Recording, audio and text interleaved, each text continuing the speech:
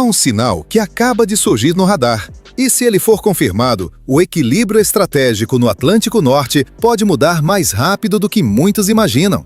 Nos últimos dias, Donald Trump voltou a elevar o tom ao falar da Groenlândia. Não como uma ideia distante, não como uma provocação retórica, mas como algo que, segundo ele, é vital para a segurança nacional dos Estados Unidos. O ponto que chama a atenção não é apenas o alvo, é o método sugerido. Trump fala em controle total e completo, e deixa no ar a possibilidade de pressão militar e comercial para atingir esse objetivo. Isso levanta uma pergunta que não pode ser ignorada. A Groenlândia pode se tornar o próximo capítulo de um padrão histórico muito mais antigo? Porque, quando se olha para trás, os Estados Unidos não se tornaram uma potência continental por acaso. Eles seguiram um caminho feito de compras estratégicas, acordos sob pressão e, em alguns momentos, conquistas pela força. Da costa atlântica às margens do Pacífico, de territórios comprados por valores simbólicos a ilhas adquiridas por razões puramente estratégicas. A expansão sempre respondeu a uma lógica maior. E é exatamente essa lógica que começa a reaparecer agora no extremo norte do mapa. Mas antes de qualquer conclusão precipitada, é preciso colocar os fatos no lugar certo, separar retórica de movimento real, entender o contexto histórico que molda esse tipo de decisão e, acima de tudo, identificar os sinais que realmente importam. Porque a pergunta central não é apenas se Trump quer a Groenlândia. A pergunta real é se o cenário atual cria as condições para que isso volte a ser uma opção viável. Para responder a isso, precisamos recuar no tempo, voltar ao momento em que os Estados Unidos eram apenas 13 colônias comprimidas entre grandes impérios, e acompanhar como, passo a passo, esse país transformou expansão territorial em instrumento de poder. É ali que o padrão começa a se revelar. A análise a seguir se baseia em declarações públicas, documentos oficiais e precedentes históricos conhecidos. Não se trata de uma previsão de invasão certa. O cenário permanece em evolução e pode mudar conforme novas informações confirmadas venham a público. Nos últimos dias, Donald Trump elevou significativamente o tom ao falar sobre a Groenlândia. Em declarações públicas recentes, ele afirmou que a ilha é vital para a segurança nacional dos Estados Unidos e que Washington precisa ter controle total e completo sobre esse território. Não se trata de uma frase isolada. Ela aparece repetida, reforçada e enquadrada como uma questão estratégica, não apenas diplomática. Para entender o peso disso, é preciso olhar o contexto geográfico. A Groenlândia é a maior ilha do mundo, localizada no Ártico, exatamente entre a América do Norte e a Europa. Ela funciona como um ponto de passagem natural entre os dois continentes, com acesso direto às rotas do Atlântico Norte e às novas rotas árticas que estão se abrindo com o derretimento do gelo. Hoje, a ilha é administrada pela Dinamarca, um país aliado dos Estados Unidos e membro da OTAN, mas possui governo autônomo e identidade política própria. Em um segundo momento, Trump deixou claro que não fala apenas em cooperação. Ao mencionar controle total, ele abriu espaço para instrumentos de pressão que vão além da diplomacia tradicional. Tarifas comerciais, condicionamento de acordos de defesa e até presença militar ampliada entram implicitamente nesse cálculo. Não é uma novidade no discurso estratégico americano, mas o enquadramento direto chama a atenção. O ponto de bloqueio aparece logo em seguida. Tanto o governo da Groenlândia quanto Copenhague rejeitaram de forma categórica qualquer hipótese de venda ou anexação. A posição oficial é clara. A ilha não está à venda e não aceita negociação sobre soberania. Isso cria um impasse raro entre aliados, justamente em um momento de tensões crescentes no Ártico. E é aqui que o quadro ganha outra dimensão. Para entender o que Trump está realmente evocando, é preciso voltar no tempo, para um período em que os Estados Unidos ainda eram apenas 13 colônias espremidas na costa atlântica. Em 1783, quando os Estados Unidos conquistaram a independência com o Tratado de Paris, o país ainda estava muito longe de ser uma potência. Naquele momento, os Estados Unidos eram apenas 13 colônias espalhadas ao longo da costa atlântica, comprimidas entre o oceano e as grandes potências europeias da época. As fronteiras eram estreitas, a capacidade militar era limitada e a influência internacional praticamente inexistente. Não havia domínio continental, não havia projeção global. Havia apenas espaço, ambição e tempo. É exatamente nesse ponto que surge um elemento chave para entender tudo o que viria depois: o chamado Destino Manifesto. A crença de que o povo americano tinha uma missão quase natural, para alguns até divina, de ocupar o continente de costa a costa. Não se tratava apenas de um slogan político. Era um combustível psicológico poderoso, repetido em discursos oficiais, jornais e salas de aula, que transformava a expansão territorial em dever histórico. Essa ideia empurrou a jovem nação para o oeste, primeiro como narrativa, depois como política de Estado. A chamada Marcha para o Oeste não começou com canhões ou exércitos em movimento, mas com mapas sendo redesenhados e fronteiras tratadas como algo provisório. O território deixou de ser visto como limite e passou a ser visto como oportunidade. E quando essa mentalidade já estava solidamente enraizada, o passo seguinte tornou-se inevitável. A expansão deixou de ser apenas um ideal e passou a assumir formas concretas, legais e calculadas. Porque o primeiro movimento dos Estados Unidos não foi uma guerra, foi uma negociação. O primeiro grande exemplo dessa fase aparece no início do século XIX. Em 1803, os Estados Unidos concluíram a chamada Compra da Louisiana junto à França. Tratava-se de um território colossal, estendendo-se do rio Mississippi até as Montanhas Rochosas, e que de uma só vez praticamente dobrou a área do país. O valor pago foi de 15 milhões de dólares, uma quantia que hoje parece pequena diante do impacto estratégico daquele acordo. No papel, foi uma transação diplomática, mas no contexto histórico, foi uma jogada feita no momento exato em que a França estava enfraquecida por guerras na Europa e por revoltas violentas no Caribe. Napoleão precisava de recursos e não tinha como defender uma possessão tão distante. Washington percebeu isso antes de qualquer outro ator e transformou vulnerabilidade alheia em expansão territorial. Poucos anos depois, o mesmo padrão voltou a se repetir mais ao sul.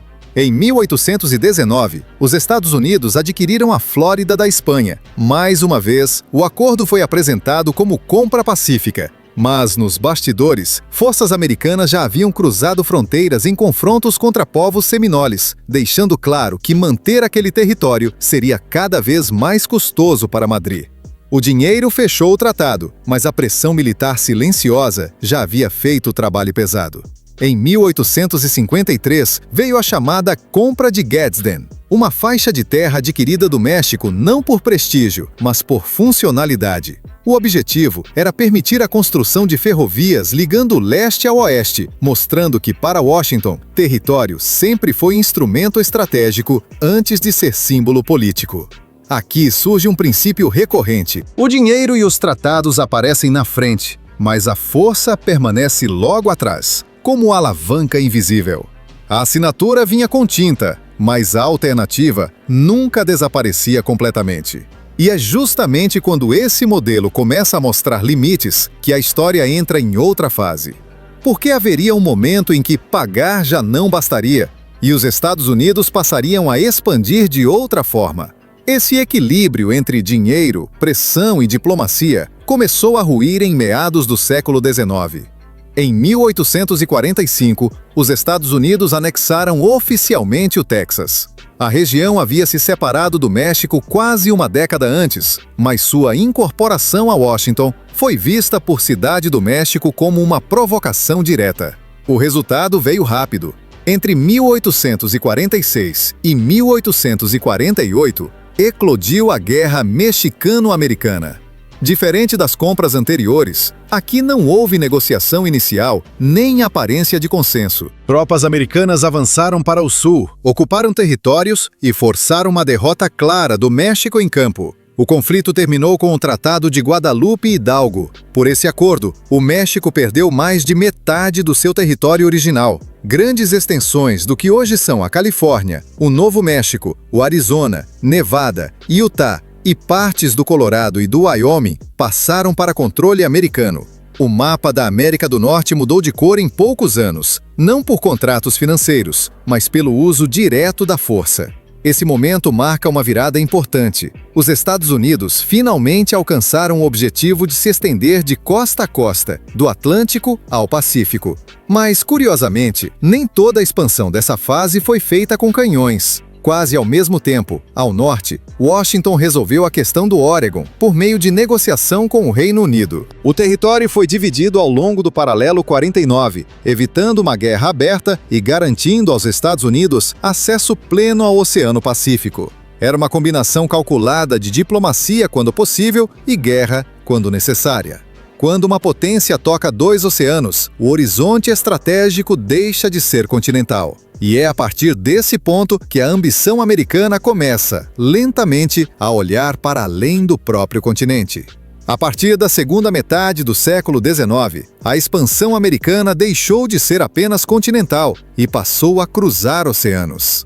Em 1867, os Estados Unidos compraram o Alasca da Rússia. Na época, muitos chamaram a aquisição de loucura, um território gelado e distante sem valor aparente. Décadas depois, ouro, petróleo e posição estratégica provariam o contrário. No final do mesmo século, veio a virada decisiva. Em 1898, a guerra contra a Espanha levou os Estados Unidos a assumir o controle de Porto Rico, Guam e das Filipinas. As Filipinas se tornariam independentes após a Segunda Guerra Mundial, mas Porto Rico e Guam permaneceram como territórios estratégicos até hoje. Ainda naquele ano, o Havaí foi anexado após uma crise política interna, oferecendo a Washington um ponto de apoio crucial no centro do Pacífico. Já em 1917, as Ilhas Virgens Americanas foram compradas da Dinamarca para proteger rotas marítimas no Caribe. Com ilhas espalhadas pelos oceanos, a lógica da expansão mudou. E é exatamente aqui que a Groenlândia começa a surgir como a próxima peça desse tabuleiro ártico.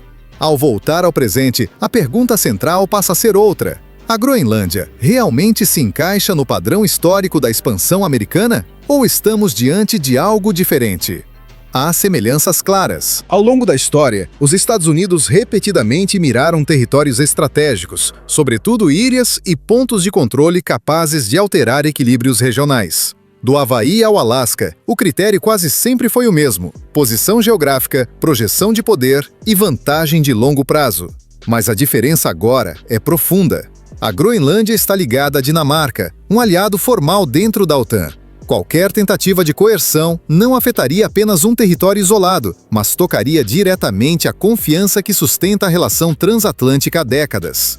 Não se trata apenas de mapa, mas de credibilidade entre aliados. É aqui que os sinais começam a acender no radar. O primeiro é a forma como Trump passou a enquadrar a Groenlândia como questão de segurança vital, elevando o tema de ideia ocasional à prioridade estratégica. O segundo é o uso explícito de expressões como controle total, acompanhado de insinuações de pressão, o que indica um nível maior de compromisso político. O terceiro sinal, talvez o mais sensível, é a disposição de usar tarifas e instrumentos comerciais para dobrar aliados. Algo raro e potencialmente explosivo.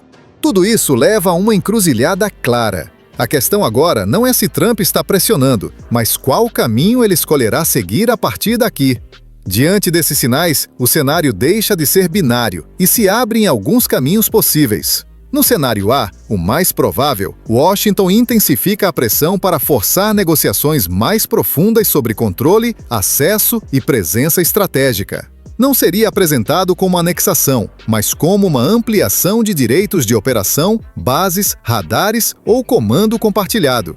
Esse caminho permite a Trump avançar sem cruzar formalmente a linha vermelha de soberania, ao mesmo tempo em que entrega ganhos concretos ao aparato de segurança americano. É uma solução de atrito controlado, mas que ainda assim altera o equilíbrio dentro da aliança. No cenário B, de probabilidade intermediária, a retórica se transforma em escalada comercial. Tarifas e ameaças econômicas passam a ser usadas como instrumento de pressão direta, abrindo fissuras reais entre Estados Unidos e Europa.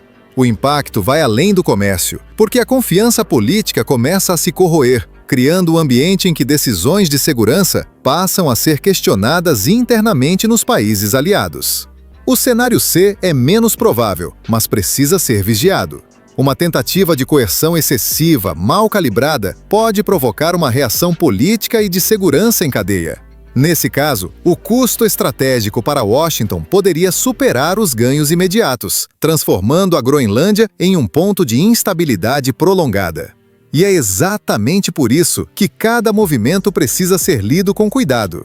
À primeira vista, o Ártico parece distante do Brasil, mas mudanças em rotas marítimas, acesso a recursos estratégicos e no equilíbrio entre Estados Unidos, Europa e China acabam afetando preços, cadeias de suprimento e poder de barganha global. Para economias como a brasileira, que dependem de comércio e estabilidade externa, esses rearranjos chegam de forma indireta, mas concreta. Por isso, alguns sinais merecem atenção. Se Trump sair do discurso para tarifas específicas, o jogo muda. Se Dinamarca e Groenlândia endurecerem o tom oficialmente, o risco político sobe. E qualquer indício de negociação sob pressão ou expansão forçada de presença deve ser observado de perto.